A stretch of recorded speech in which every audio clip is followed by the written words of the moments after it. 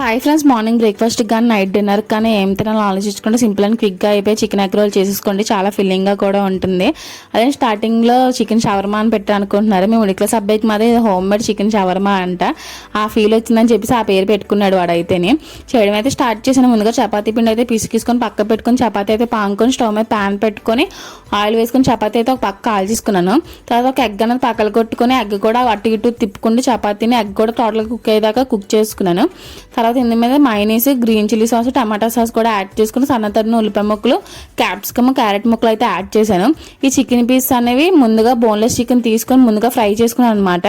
ఎలా ఫ్రై చేసుకున్నాను, స్టవ్ మీద వేరే ప్యాన్ పెట్టుకుని ఆయిల్ వేసుకొని బోన్లెస్ చికెన్ పీస్ ఉప్పు, కారం, పసుపు, చికెన్ పొడి, చిన్న అల్లం వెల్లుల్లి పేస్ట్ యాడ్ చేసుకొని బాగా ఫ్రై అయిన తర్వాత చల్లారిన తర్వాత మొక్కల కింద కట్ చేసుకుని రోల్ మధ్యలో యాడ్ చేసుకోవడమే. సింపుల్గా అయిపోద్ది. రోల్ అనేది ఫిల్లింగ్గా కూడా ఉంటుంది. మీరు కూడా ట్రై చేయండి. Please like, share and subscribe. మీకు సబ్బా యూట్యూబ్ ఛానల్ ఫాలో అవడం మర్చిపోకండి ఫ్రెండ్స్. ఒక లైక్ కూడా వెళ్ళిపోకండి.